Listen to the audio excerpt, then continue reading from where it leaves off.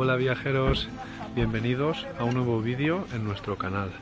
Hoy nos hemos venido hasta el Molí de l'Ombria, aquí en Banyeres de Mariola, provincia de Alicante.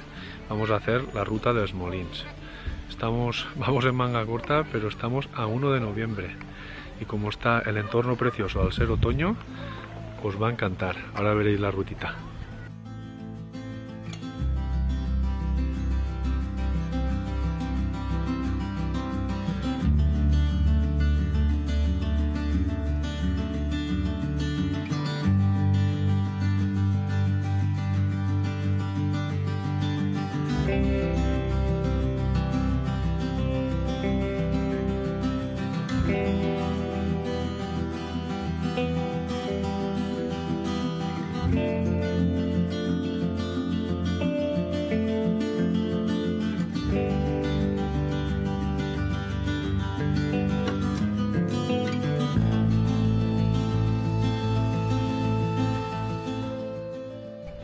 Estamos pasando ahora por el área recreativa.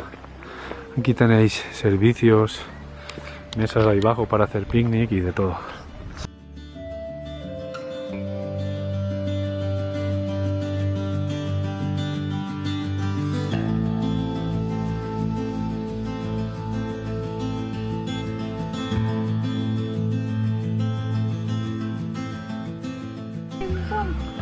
Como hace hoy tan buen tiempo, nos vamos a quedar aquí a comer de picnic. Ya tenemos nuestra paraeta, que se dice por aquí, puesta para comer y disfrutar del tiempo que hace en plena naturaleza. Un poquito de jamón, un poquito de queso y una empanada de pisto que hemos hecho para comer hoy de picnic.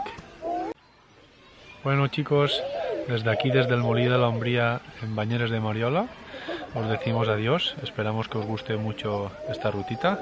Recordad darnos muchos likes y suscribiros a nuestro canal. Hasta el próximo vídeo.